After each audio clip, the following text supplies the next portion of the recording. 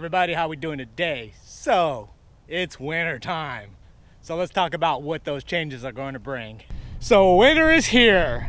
So take today for example. It's around 82 degrees.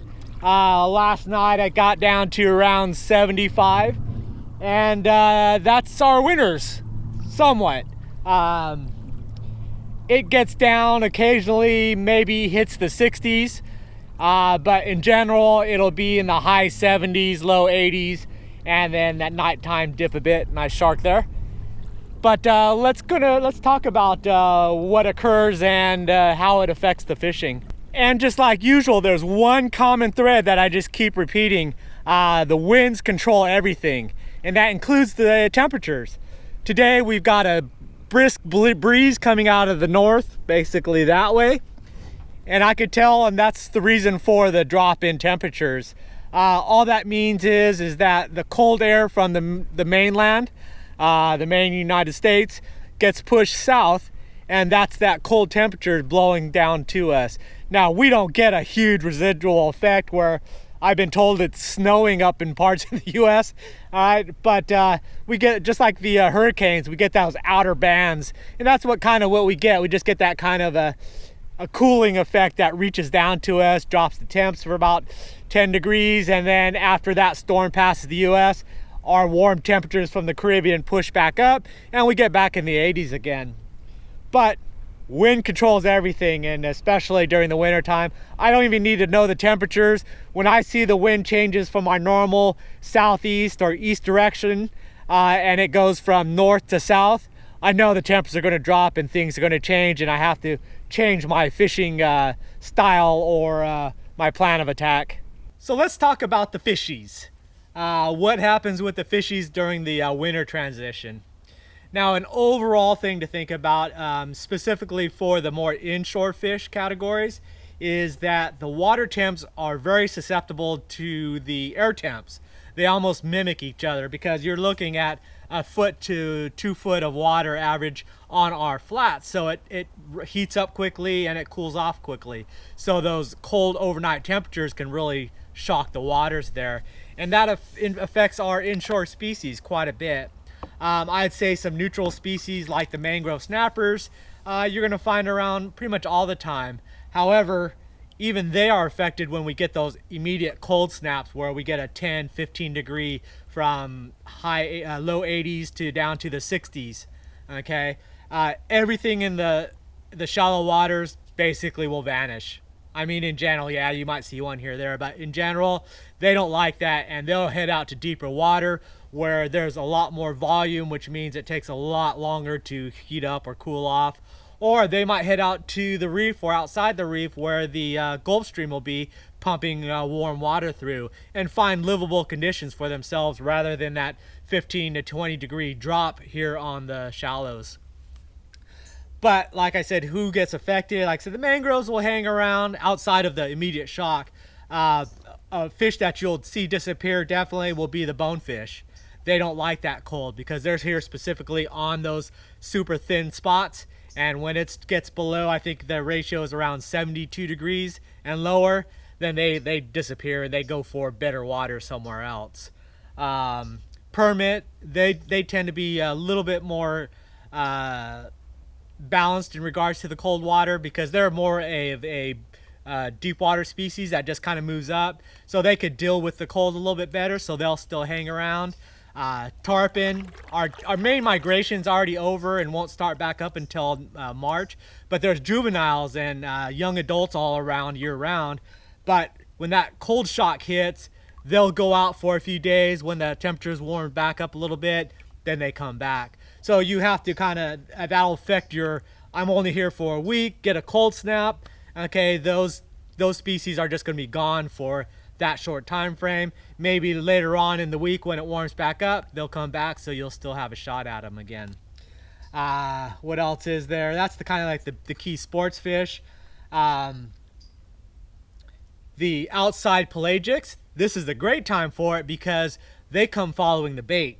And our bait transition is the mullets tend to leave during the colder waters, but we get the replacements of the pilchards, and that's fish candy, and everything eats those. and they come down to the Keys just to forage on those. And what that is it takes those fish that are generally out in the Gulf Stream 15 miles offshore, okay, now they're at the edge of the reef or they're in the channels. So you start seeing the barracudas and the sharks start moving onto the flats during the winter time. You're going to start seeing the kingfish, all the mackerels, Cirro, Spanish, inshore in the channels, generally on an outgoing tide, and just sitting out in those outlets and just munching on the food that comes by, coming in and busting on the pilchard schools, jacks. Okay, we have jacks year round, but a lot of times they're smaller. We'll start during winter time, we'll start seeing the big ones coming inshore, following those bait fish. The ballyhoo as well are starting to push inside, and they'll be on inside the reef line, and then you're going to see the sailfish. Tuna is right on the edge of the reef line. Dolphin tend to be a summer type deal, kind of like the tarpon. They transition out of here, but before that long periods of cold, we'll start seeing those dolphin right along the reef line as well. So when the bait is primarily what happens and brings that shift in, but then the big pelagic start following those in. And it's really good for me because on my kayak, where I'm not going 15, 20, 30 miles to chase a fish, now I only have to go out to the reef, which is 4 or 5 miles, and I'm right there with the 50-foot sport fish yachts because they're targeting the same areas. Now there it becomes more risky because the colder air means colder water, so you gotta be more careful about that.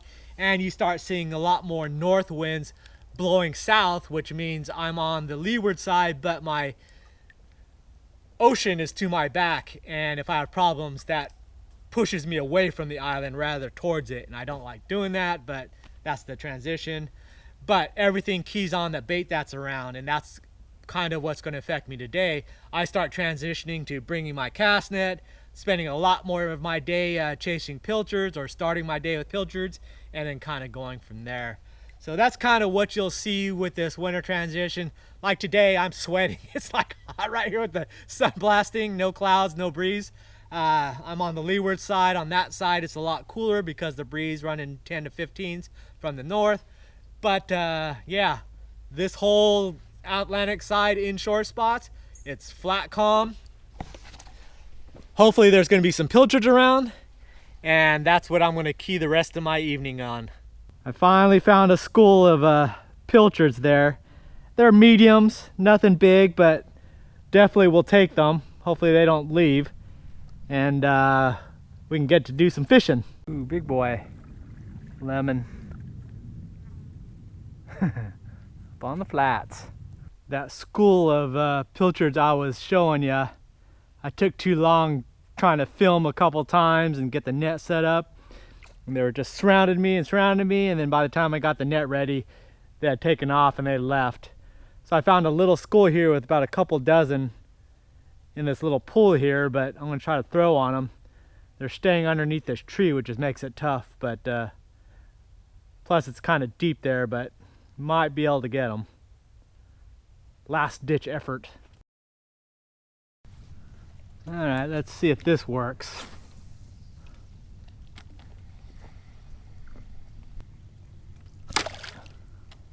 There he goes.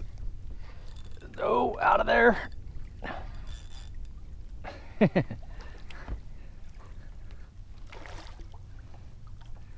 This is on my flats jig. Those are all jacks that are running in here. Oh, nice big chunker. Pulled off. Oh, dang it.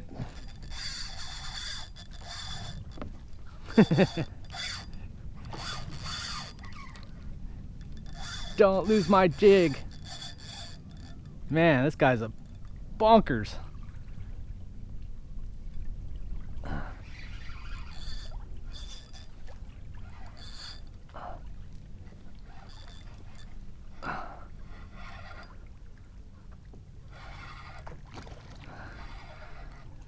All these jacks are running inside here because of all the glass minnows and pilchards inside here. Man.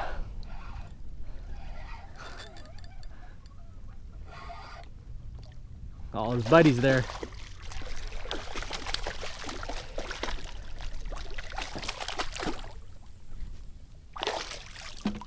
go.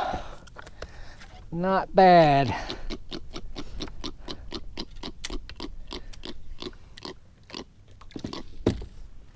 Blah, blah, blah, blah. That's what you get. Trying to steal that mangrove's dinner.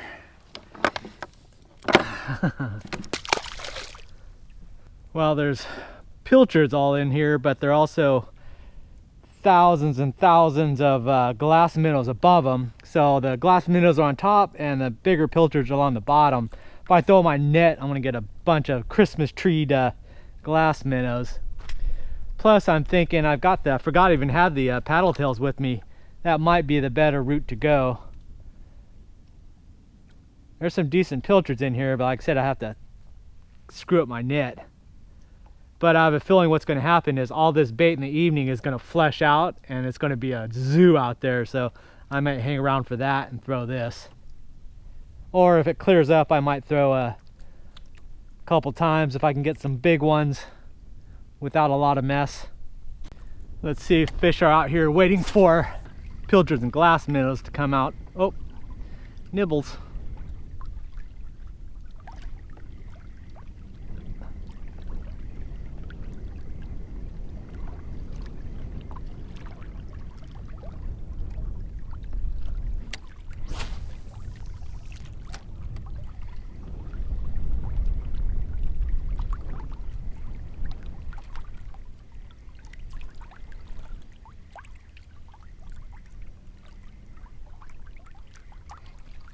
There they are. Look at that school of jacks. I knew they'd be around here waiting for these on this deeper edge.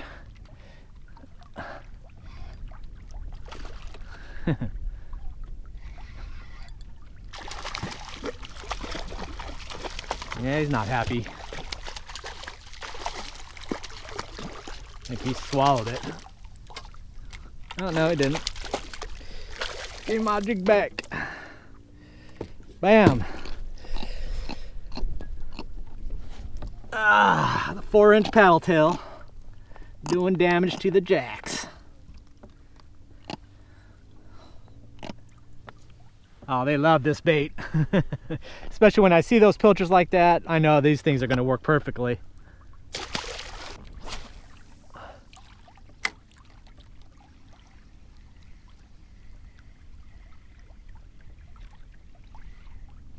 There we go. Yeah, this is going to be fish to throw. Oh, over.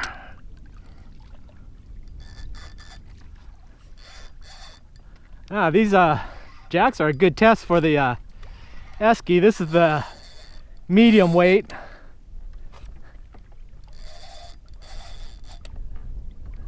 So these jacks are about perfect.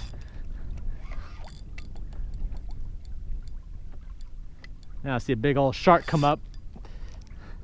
Put the munchies on them.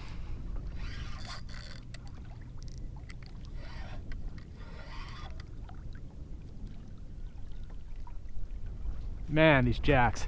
Should have had my fly rod.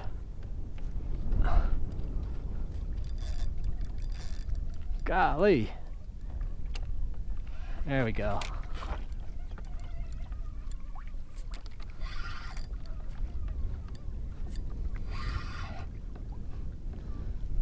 Hey, where's my jig? Oh, dude swallowed it. Ah.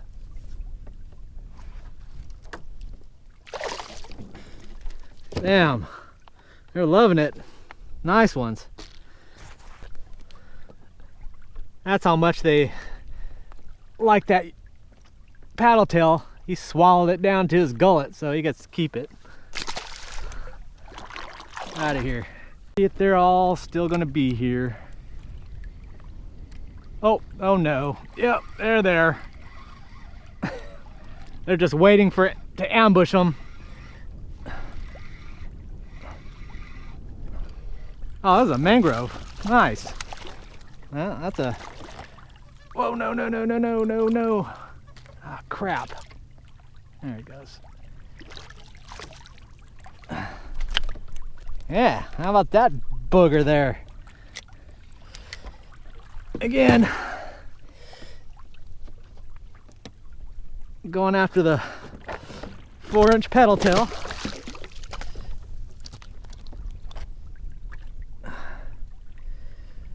There we go.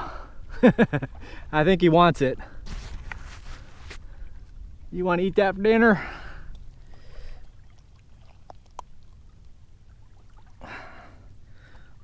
You can't have it. You gotta let go, buddy. The hook's not even in you anymore. You don't get to keep it. You can go to AllAboutTheBait.com. $10 for a bag of 20 of them. Free shipping if you want it that bad. Let go. Let go.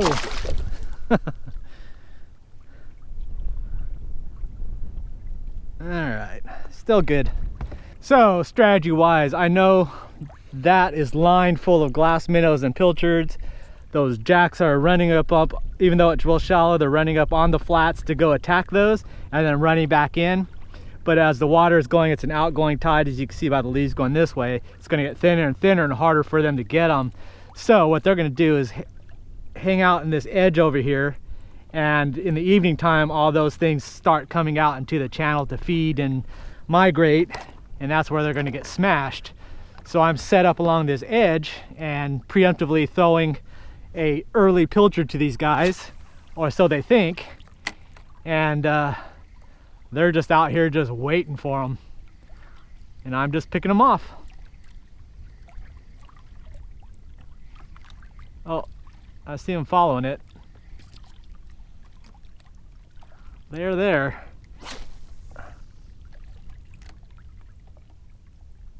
Let get down to the bottom. Oh, there. Oh, missed them.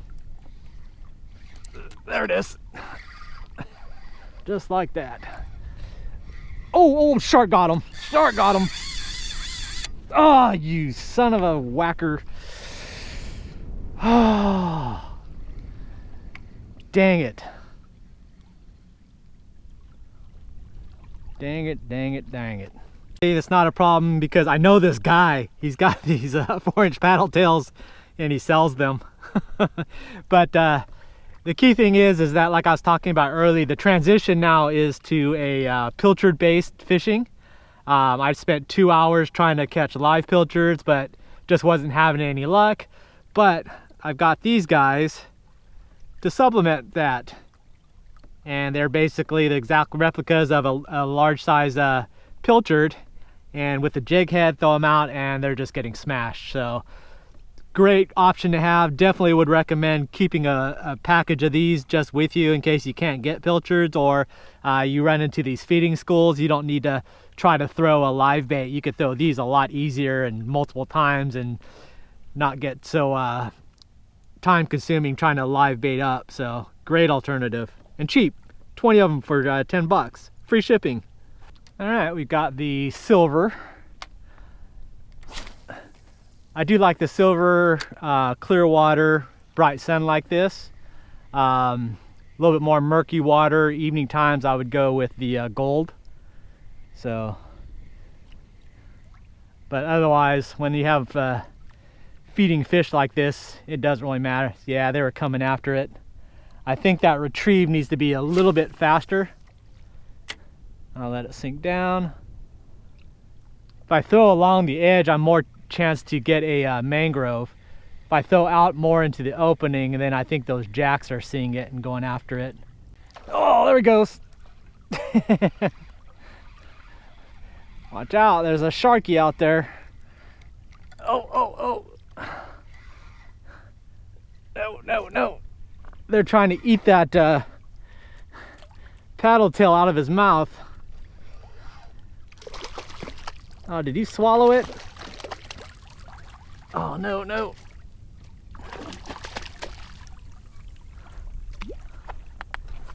No, it's still there.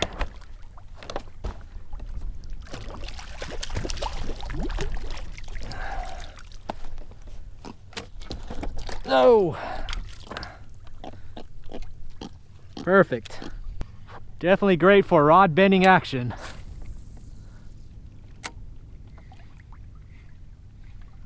Wish I had my topwater stuff, man. That'd be fun. Oh, Oh, oh, oh, there they go.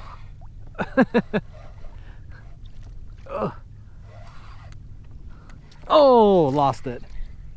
Suckers ate the tail off, but that's okay. I don't think it really makes that much of a difference. Oh, there it is. No, no, no. Let go. Don't get it. Don't. No, no, no. They are loving it. I guess I can't call it a paddle tail anymore. Oh, oh, there it is. Ah. Ah.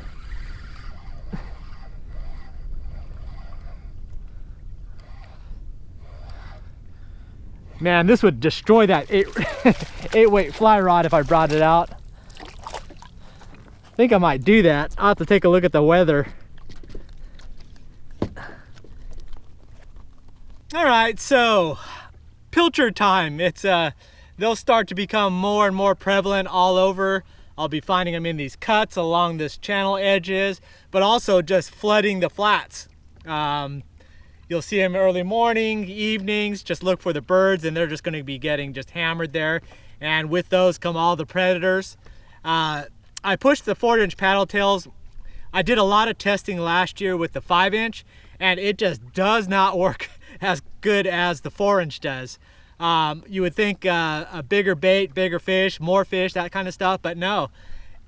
Inshore, 4-inch, offshore, 4-inch. I just don't know what the deal is, but I imagine it's because the average size of an actual pilchard is basically this size, that 4-inch roughly size. We get the jumbos and I use the jumbos, but for like sailfish and kings like that, but everything else. So like what I'm doing here today is a good example with the mangrove snappers and stuff, busting the schools of bait along the mangrove roots. Throw this in there and you're set along the channel edge here. What it's really good for too, and even for you offshore boat guys, is to use these for a pitch bait. I use these for the blackfin tuna when they're out when I'm chasing birds and blackfins and they're on the school and baits. Just throwing this as a pitch bait works excellent because it's so lifelike. Even when we're chunking, we're throwing out chumming with live pilchards, having these, being able to just keep casting and casting rather than having to rely on your live bait pilchard just to do the movement makes a big deal as well. So excellent option. I don't push these during the summertime because it's not really anything I'd recommend because the pilchards aren't here, but fall time, winter time, when those pilchards are here, this is the king of the soft plastics. $10, 20 pack. You can get 10 silver, 10 gold. You can get all gold, you can get all silver. You can get a 40 pack for even cheaper. So definitely the best buy out there. Well, here's all the pilchards. Again, they're kind of mixed in with some smalls. These are mainly just some mediums. There's a couple of largers in there mixed in there. I might throw the net. I just need a few because I'm going to do something different. There's a decent school of bigger ones there. So we'll have to pick and choose when I throw. It's kind of like they know if they stay underneath all these small ones that they're somewhat protected. There's a decent pull-up pod right there. Man, it's just going to be such a mess. There was some sneaking around behind me, so I threw on them. Let's see what size they are. Yeah, they're all those mediums.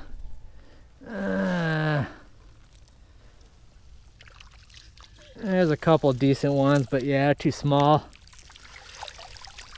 Be free! Here we go. Let's see if these will work.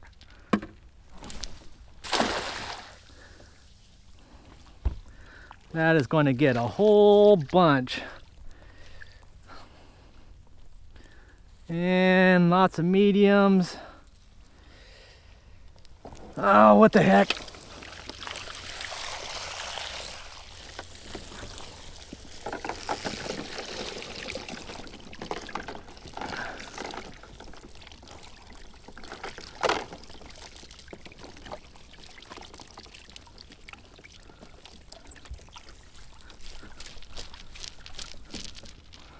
All right, let's go dump these off and see what happens. See what kind of fishies are around.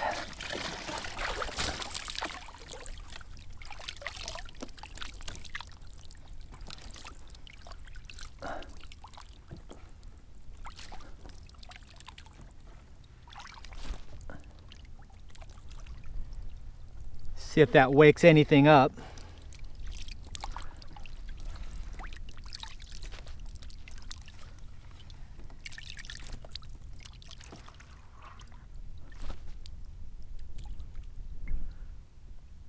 Start listening for that pop, pop, pop. Here's a good example of what I'm talking about in regards to the pilchards and the pilchard size. Whoa! Stop, you're gonna go free. As you can see, that's the dimensions there. This is actually probably a large, not a jumbo, but still, you can see how close that resembles. It's got that belly, thin belly, and the way it swims. So that's the importance of the 4-inch paddle tails working so well. Starting to see a little bit of action over there. Little guy's busting though. I'm looking for bigger dudes. They're getting busted on way up there. Those are the big ones that I was wanting. Dang it. Alrighty, we're calling it a day. Didn't see any real activity here in the evening. I wanted to dump that bucket of pilchards around to see if I could draw out any tarpon.